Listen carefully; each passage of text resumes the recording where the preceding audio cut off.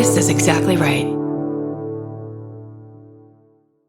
We know so much more about our skin than we used to. And we know how important it is to take care of it with CeraVe. CeraVe facial cleansers don't strip the skin. They strengthen the skin barrier from day one. I've always used CeraVe. They have little samples at my dermatologist as I'm leaving, and they don't do that with just anything. CeraVe is the #1 dermatologist recommended cleanser brand and offers a range of facial cleansers for all skin types. Find yours. Goodbye.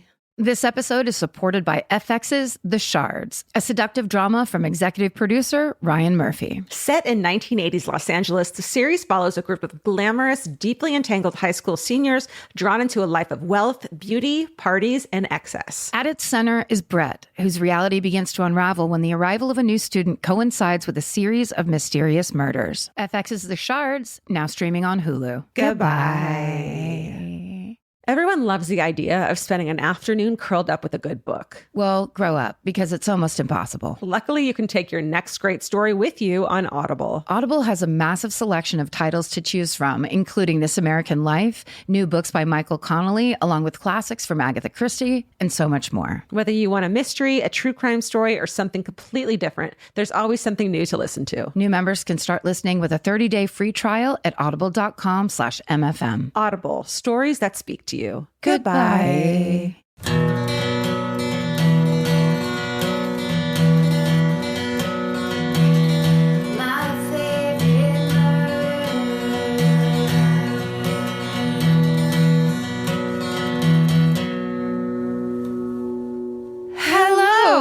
And welcome to My Favorite Murder, the Minisode. That's right. We read you your stories, your emails. This is the first time we've ever done this, so just stay patient with us. Just stay in here with us. It's only been, 10 years? Just 10 in a row. And this is themed. I think this is the first time we've done this. This is 420 themed because it's coming out on 420. That's right. I love that. We want to celebrate the crime stories, the personal stories, the grandma stories that also involve marijuana. Yeah, I don't even smoke it, but I fucking love that this is a thing. So listen, you don't have to smoke it to enjoy other people smoking it. It's kind of the best part of pot. Right, other people's horrible stories about pot. I have one that involves California Adventure. Is it because you ate a cookie and then decided you needed another cookie? Because that's every pot story I've ever heard in my life. Something like that. And I freaked the fuck out. You go first. Not unlike the time you did it at the Tom Petty concert. Oh, no, that was mushrooms, I think. Oh, was it? Yeah. Okay, we'll do it on Mushroom Day. Yeah, Mushroom Day. Yeah. Okay, you want me to go first? Yeah. The subject line perfectly kicking this off of this email is an infamous killer, a grandpa, and illegal weed. Ooh. Hello, Karen, Georgia, Pets, and Exactly Right crew. I first listened to your podcast in 2020 and have only become a bigger fan with every listen. I have a story I think is worthy of writing in, so here we go. In 1977, my grandpa was working as a truck driver, and one day he had some time to kill, so he decided to spend the rest of the day and night with an old friend that lived near Aspen, Colorado. He headed that way into a night of catching up, drinking, smoking, and having absolutely no clue how different that day could have ended up for him. The day he just so happened to have extra time was the day Ted Bundy jumped out of the courthouse window in Aspen. What? Remember that part of that insane journey? Mm-hmm. The Aspen police stopped and searched every vehicle going in and out of town. And considering that my grandpa was driving a truck full of illegal weed, you can understand how much of a lucky coincidence this was. Oh, no. My dad was born just 2 years later, and considering my grandpa would have been incarcerated, arrested, or dumped by my Nana, my dad or I would have never been born. Wow. I never even knew my grandpa until the 2010s when he sent my dad a letter in the mail explaining that he was his father. Wait, so he got caught with the illegal weed because they were searching for... He didn't get caught because they were looking for Ted Bundy. Oh, but they but there was they set up the checkpoint. The checkpoint. But they weren't there to search people's stuff. They were looking for Thad Bundy. Okay. So they're like, Go ahead, sir. You're not a serial killer. Oh, my God. Like, my weed and I thank you. My family and myself had the great pleasure of getting to hear all his crazy stories like this one for a couple of years before he died. I think about him often, and I'm so grateful I got to know him even just for a little while. Thank you for your podcast and all that you do. Stay sexy and visit an old friend when you have some time. Brinley. Wow. What a trip to just have a parent and not know them. Right. And then they come into your life when you're an adult. Right. So you have a whole new weird relationship and the issues that come with it. And so many things to process. But more than that, that guy must have like pulled over after he got through that stopping point or whatever, or gone to the first bar and been like down to beer and like sweating. I mean, a truck filled with weed. In the 70s, especially. That's prison for a long fucking time. Straight to prison. Straight to prison. Okay. Straight to jail. Fred Armisen. That was good. Someone in my house that shouldn't be. Hello, darlings. It's 2003. I'm 23 years old, newly married, and my husband and I are renting a house in a quaint St. Louis neighborhood. We'd become friends with our neighbor across the street named Joe and his roommate, Daryl. Joe and Daryl. Older guys, did odd jobs, so they were home a lot, but were overall friendly and helpful. Like when my crappy-ass car needed a jump in the morning, Joe would be walking over to help me within minutes of me realizing my car was dead. Multiple times. I thought naively, what a great neighbor. I worked my first office job then, and it was 10 minutes from home, so every day I'd come home to eat lunch and feed our dog. And maybe smoke some weed, says this comes into play. One day, I head back to work after said lunch break, and about 10 minutes later, I get a call on my desk phone, we didn't have cell phones then, asking if my name was XYZ and if I lived at XYZ. I'm like, yeah. It was the local police. They said someone had broken into my home. I was a little stoned, so I was like, oh, I was home just 10 minutes ago for a lunch break. It was just me. And they said, ma'am, you need to come home. We caught a man coming out of your house. Ooh. And then the shocked emoji. I raced home and you guessed it. My neighbor, Joe, is handcuffed and sitting on the side of my driveway. Turns out after I left to go back to work, our neighbor next door heard our dog barking his ass off and saw Joe sneak into our backyard and into our back door. So she called the cops because she knew it was weird. Cops arrive, catch him coming out the back door, and search him. And ladies, all he had on him was a dirty pair of my underwear and a walkie-talkie. Oh. Yes, a walkie-talkie. I was in shock. So then the cops say, let's go inside to see if anything else is missing. I panicked. The bong I had smoked from during lunch break and the bag of weed was on our living room table. Sure. I was like, oh, it's okay. We don't need to go inside. I'm sure all he took was my underwear. And the male cop leans over to me and says, ma'am, I looked in the window and saw the weed. You're not the one in trouble today. Where has this cop been in everyone's life? So seriously. Yeah. So here I was walking into my house, followed by cops, walking past my bong and weed in a tray, acting like none of us see it while we look around to make sure nothing else was missing. Joe got arrested, but thanks to lax laws, he bonded out about 4 hours later. That's a whole other story involving finding out Joe had been stalking me, my husband, his BFF, and a guitar smashing into Joe's forehead, and more cops and us moving shortly after. I think that's the story. Oh, I get it. So when you say stay safe and don't get murdered, trust me, I take that shit seriously. Okay, love you. Bye, Kim. Bye, Kim. Bye, Kim. Kim, I'm sorry that happened to you, but it's stay sexy, don't get murdered. I'm just kidding. We hope you stay safe. Well, do we need to tell you that? Given, yeah.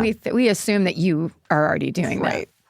That's awful and crazy and so gross. To have a neighbor like that you just like are constantly in fear of. Now, you've probably heard of this for other things, but wouldn't it be cool if there was a service where very large and intimidating looking biker type men would be there when he bonded out, standing on his lawn? Yeah. So that the message from the neighborhood is, how about you fuck off and get out of here? Right. We have protection now. Yeah. That should be a thing. It should be. I think you just invented it. I think poor man's copyright. We call it Hell's Angels. No. But it's Georgia's face with going like this.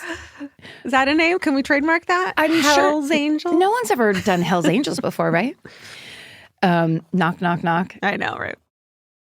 We know so much more about our skin than we used to. 10 years ago, no one in America knew what a skin barrier was. It's time to take care of your skin with CeraVe. CeraVe facial cleansers don't strip the skin. They strengthen the skin barrier from day one. Formulated with 3 essential ceramides, hyaluronic acid, and niacinamide to provide long-lasting hydration and 12-hour oil control. I've been using CeraVe for over a decade, I would think. And now it's getting super trendy. And I don't know why, it just makes me proud that something I've used for so long is like cool on socials now. But it really does work. And that's why it's been around so long. No matter your skin type or concern, CeraVe has facial cleansers perfect for you and your skin barrier. CeraVe is the #1 dermatologist recommended cleanser brand and offers a range of facial cleansers for all skin types. Find yours. Goodbye.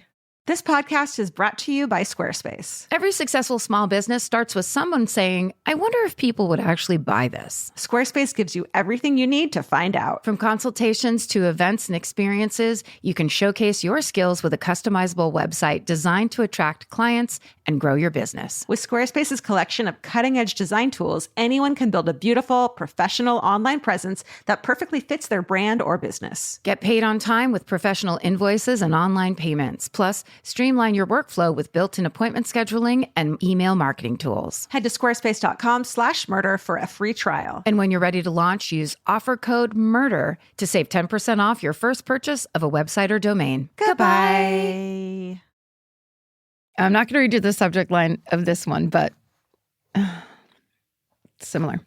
Beloved MFM, I briefly dated this guy in high school who was the walking cliche of an early aughts teenage stoner. Image-faded metal band t-shirt, baggy jeans with wallet chains, without a wallet, and sideshow bob hair. Oh, no. One day, he and a buddy skipped school to smoke weed on his roof. One of them had built a bong out of white PVC pipe. Oh, I've done that. Like a big, long, huge one? We'd go to the top of my bunk bed to smoke from it. Off my bunk bed. So you could get high enough into... Jesus. Which is like, microplastics. I'm worried about fucking Tupperware now, but I used to smoke fucking PVC and tinfoil. The good news is that you inhaling that PVC actually coated all of your organs. Oh. No other microplastics could get in. That's great. It's almost like I laminated my organs. That's right. Oh, great. Okay. It's your own VIP pass to yourself. Okay, so I'm sure it was absolutely foul to smoke out of. Yeah. Approved or confirmed, because one of them threw it off the roof and never thought about it again. That afternoon, their whole neighborhood was blocked off. Cop cars everywhere, state police, unmarked vans, crime scene tape. You know the drill. That's when the bomb squad showed up. These boys were so quick to discard their blackened plastic monstrosity of a bong that they didn't notice it roll into the middle of their suburban street. A neighbor must have walked by and thought it looked like a pipe bomb. So they did their civic duty and reported it to the police. It was quickly determined to not be an explosive pipe bomb, but a pipe bong. Love it. That stuff. No one knew it was them, and even if it was collected for evidence, they were minors and surprisingly didn't have criminal records. No one was the wiser. A real stoner miracle, I guess. Stay sexy and don't call the bomb squad on the bong squad. Thank you for all you do. So much love. Katie from Bloomington. One of my favorite cities. Remember we didn't have a pipe, so you take a fucking Coke can and poke holes in it and then light it on fucking fire and we'd inhale? Yeah. What were we inhaling? Tiny pieces of aluminum. Yeah. Love. Now I won't even take the receipt at a fucking convenience store because it's toxic. Do you know it's toxic? That's You're right. supposed to touch them. But it's like, I used to smoke meth out of fucking tinfoil, you know? Listen, we have to build our lives from something. And if it's gonna be a Diet Pepsi can with a thumb, dent in it, then that's what we do what we must. At least we're not. Okay. At least we're recycling. Yeah. I'm not going to reach the subject line. Hayes. In episode 444, Georgia talks about the third man, and I realized I had a third man run-in that I am forever grateful for. Remember third man syndrome? Mm-hmm. I was in my late 20s, living away from my parents for the first time, and had just had a lovely night out dancing with my friends. Came home nicely buzzed and feeling pretty delightful with myself, and I remembered I had some shitty weed. So I lit some candles, texted my friend what I was doing, and leaned out the window to smoke a badly rolled joint. My friend texted back as I was about to drop off, "Don't forget to blow out the candles." And I did blow them out, except for one. Like I said, I was a little drunk. I was a little stoned. I was pretty much passed out, all cozy in my bed, when I felt a nudge on my shoulder. I ignored. Then I got a thump on my back, and that rolled me over. I woke up to see the chair beside my bed on fire. Yes. And then it's the emoji, the smiley emoji, but it's melting into the... Literally melting. Yeah. My first reaction was to try to blow it out because drunk. But quickly saw my 2 glasses of water on the floor I had brought up with me. So smart. 2 glasses. Hydrate. So drunk. Hydrate. I know. And after a few minutes of panicked but discreet running from my room to the bathroom to refill the glasses, the fire was out. My roommates were none the wiser. Oh my God. Quietly running so they don't wake them up. What's that smell? And my heart was thumping, my brain reeling from how the actual fuck did I wake up and who punched me. I figured it was one of my grandparents' angels and eventually went to sleep. Love you, ladies. Stay sexy and blow out all of the candles or pass on the shitty weed. Frankie, she, her. Frankie, I got to tell you, Home Jim would be very upset if he heard this hometown. This is the thing that he would harangue me about on the phone, like when I was college age. The candles? He really, really doesn't like candles. Because it's you, of course you like candles when you're high or drunk. I know. Vince forgot to blow one out the other night when he left that I had lit because he never lights them. Right. So he was like, I didn't, but I was like, you should always look for candles, right? Maybe you guys need a little, like a candle whiteboard. Yeah. And you have to go down and be like, check. Lit it in the conservatory. Please put it out. I love that thing where like you come in hours later and it's all and you're just liquid and you're just like, don't explode. I am so lucky. Yes. Oh my God.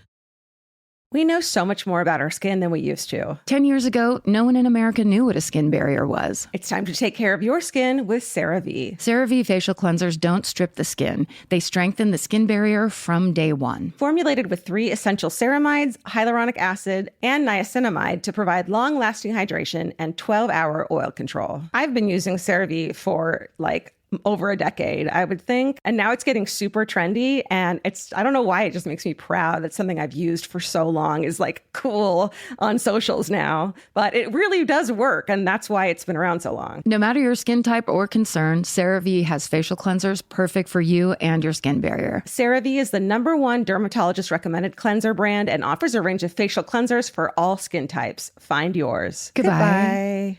Buying clothes is easy. That's why everyone's always doing it. But finding clothes you actually want to wear is the hard part. Get all your favorite elevated essentials at Quince. Quince specializes in effortless, high-quality essentials like ultra-soft organic cotton and premium Mongolian cashmere sweaters. They're beautifully tailored and built to last. And it's not just apparel. Quince also brings that same everyday elevation to everything they offer, from hotel-quality bedding and bath to kitchen staples, essentials, and thoughtfully designed furniture. They work directly with ethical factories, so you're paying for quality, not brand markup. It's so true that they have wonderful items that aren't just clothes. I have 3 of their 100% mulberry silk pillowcases. I've bought throws from there. I've bought bedding from there. And it is just as great quality as their clothes and super affordable. Upgrade your everyday. Download the Quince app for app-exclusive offers or go to quince.com/MFM. Get free shipping on your order and 365-day returns. Now available in Canada and the UK too. QUINCE.com/MFM. Goodbye. Okay. This is a weed story made for me. Okay. I won't read you the subject line. It says, "Evening, ladies, et al. I love the podcast and your consistent advocacy for mental health awareness. My name is Emily. You can use it. Now that the pleasantries are over, buckle up. It's 2018. I was 19 years old and working at an outlet mall. And then in parentheses, it says Tanger Outlets, because the name of your personal outlet mall really matters. It does matter. In my home state of Pennsylvania. I'm giving you this piece of information because you can easily look this fact up. Oh. Yeah. This shift isn't a normal shift because about 2 nights before, I was hanging out smoking weed with a now ex-friend. She must specify. Mm-hmm. I took some home and I smoked more of it. Turns out they gave me bad spice. What's that? Synthetic pot, K2, they call it. Oh my God. Okay, that's why it's an ex-friend. Yeah. Believe me, when I say bad, I mean bad. I was messed up for about 3 days. And then in parentheses, it says time was a blur. And it says fishbowl vision, shakes, everything. So this is a real... Has this happened to me then? Because I've gotten so fucked up on weed that it didn't make any sense. Yes, that somebody may have accidentally or whatever, you got synthetic weed or kratom. There's a weird name for it. Right. Where you're like way beyond fucked up. I feel like I've had... Okay. Yeah. That explains a lot. Do you need to call That somebody? explains this is a fever dream. It explains how we got here right now. Exactly. Okay. It says, anyways, being a resilient teenager, I still went to work for some reason. Later in the shift, I was handing out price charts for a sale, and I look down to pick something up, and that's when I feel the rumble and hear the screaming. I look up, and on day 2 of a 3-day high, mind you, the ground was gone. What? I look at one of the other potheads that worked in the store, and I ask, did you see that too? He slowly nodded yes. Then the moment was still until a riptide of action began. 6 cars went down and a woman went with them. So basically, A sinkhole. While you're high. High on a drug that's Yeah. kept you high for days so you don't know what's real. Oh my God. She was apparently loading bags into her trunk and the ground just gave out. Oh, honey. People outside were able to get her out safely. Yay. Everybody in the store just walked out, and I moved my car as it was only about 10 yards from the edge of the sinkhole. No. Yep. Operate that vehicle. Yeah. That was sarcasm. And I know what you're thinking. And the answer is no, we didn't get to leave work early. As my manager put it, the store is still standing. What? Come on. As my manager / franchise owner. Yeah, exactly. This is the time I witnessed a sinkhole open in a parking lot while I was stoned out of my mind. Thank you for all your time. And if there's a lesson to take from this, it's to not fuck with Mother Earth and legalize recreational cannabis. I disagree. Doesn't sound like it. Yours truly, Emily. It's don't smoke synthetic cannabis is the lesson. Yeah, it's illegalized synthetic cannabis. Yes. Yes. And illegalized fucked up friends that would drug you. Oh my God. Fuck you. Yeah, okay. It's all making sense now. Yeah. I'm doing one of those. Right? Okay. You're remembering exactly who you smoked that pot with? Yes. Triangulating. Okay, this one is about getting your dad high. You'd figure that out anyway, so I'm just going to read it, even though it's a spoiler. Hi, ladies. First-time writer and newbie listener as of this year. I recently went to Europe for a work trip that extended into vacation, so I was away for almost 3 weeks. Since my dad lives 15 minutes away, I asked him to stop by occasionally to check my mail, check on Kevin, not my kitty, but an orange kitty who lives in the garage, and just generally make sure my house wasn't going to fall down while I was gone. Sinkhole style. Sinkhole. About 2 weeks into my trip, I got the longest text message from my dad I'm pretty sure he has ever typed. A little background here. Like many boomer parents, my dad is a man of few words and is known to very abruptly end phone conversations with some sort of variation of, well, I'm done talking. I respect that a lot. My brother and I have even taken to sharing our call logs to see who can have the longer conversation with him. Anything past 10 minutes is a miracle. Back to the text I received. It was a book about how he had spent some time at my house the previous day, and while he was there, he did the following things. Checked my mail, but then noticed my mailbox was a bit wobbly, so he made a plan for repair. Watched a Netflix movie while eating leftover food in my fridge. Noticed my car's registration sticker was on the couch and not on my car, so he fixed that problem. Set the clocks on my microwave and oven. Made sure Kevin had food and water. God, Dad. Yeah. Besides finding this text a little out of the ordinary, I didn't think much about it. He's a dad and actions are his love language, so I thought he was just enjoying being at my house. That is until I came home and saw the remnants of 2 THC-containing strawberry lemonade drinks in my recycle bin that definitely were not there before. As a former hippie, my dad isn't unfamiliar with partaking in certain recreational habits, but we haven't exactly discussed what those habits are with one another. Such a dad thing. I have so many questions and very few answers now, though. No wonder he ate all my snacks and zoned out in the living room. Had paranoia kicked in when he realized he didn't know what time it was? Did I get the strain of THC that made him super productive until he had twice the suggested serving size? I'll see him here in a couple weeks, and I'm still considering my approach. Do I ask him directly if he knew what he drank, or do I ask a series of leading questions to try to discern how high he actually was? The latter part sounds more fun, at least. Thanks for all you ladies do. You make my Monday, Wednesday, and Friday drives to work quite enjoyable. I'll be working on breaking that top 10% next year. Stay sexy and keep hiding your weed from your parents, even as a 38-year-old. Emily. Wait, so Emily's saying that those weren't her pot drinks. It sounds like they were. Oh, they were. Yeah, her they were pocket. in her fridge, and her dad went in her fridge to like get something. Got it. She was saying they weren't in the garbage before she left. Right. Oh, got it. Because I was like, Right? did he just come to the house and sneak his own weed drinks? But No. he thought he was having a nice soda. I think so. Oh, shit. I know.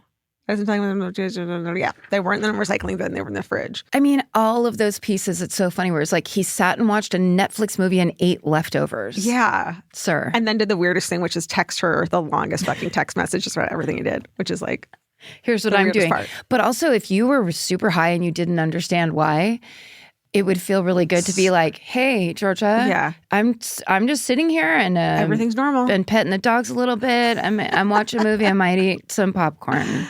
Yeah. And then you answering me would be like, and you're still on Earth. Right. And everything is still fine. You're fine. Was that it? I think that's it. God, that went fast. That was delightful. Yeah, please send those in. Maybe we'll do another high one just for the fun of it. It doesn't have to be 420 to celebrate all your fucked up stories about getting high. And you don't have to take your clothes off to have a good time. That's right. So don't feel pressured about this episode that you're supposed to like drugs. You're not supposed to like drugs. No, we highly recommend you don't like them. But send your emails to myfavoritemurder@gmail.com. And stay sexy. And don't get murdered. Goodbye. Elvis, do you want a cookie?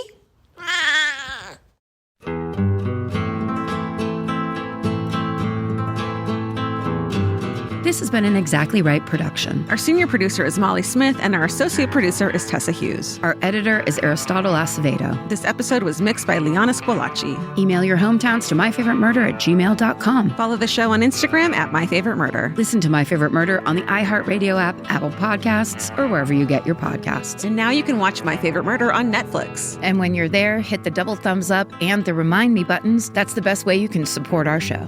Goodbye.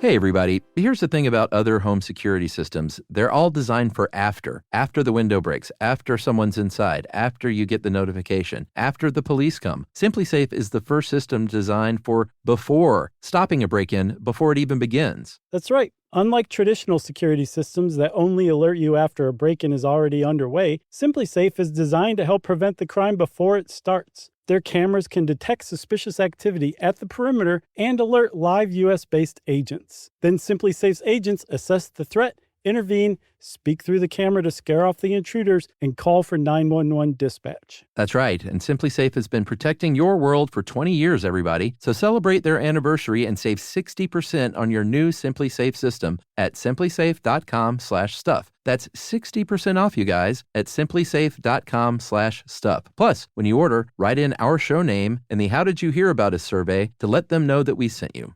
Don't forget, there's no safe like SimpliSafe.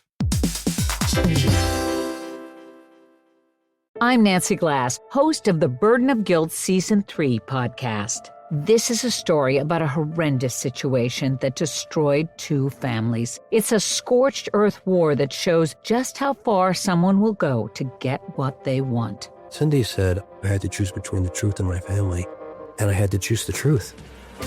Listen to Season 3 of Burden of Guilt on the iHeartRadio app, Apple Podcasts, or wherever you get your podcasts. Betrayal Weekly is back with brand new stories. From threatening text messages disturbing a small Midwestern town.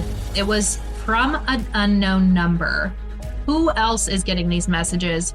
Why did it start with us? To long cons and stolen identities. Who lies about being this sick? This was the last time I ever believed a word she said. Listen to Betrayal Weekly on the iHeartRadio app, Apple Podcasts, or wherever you get your podcasts.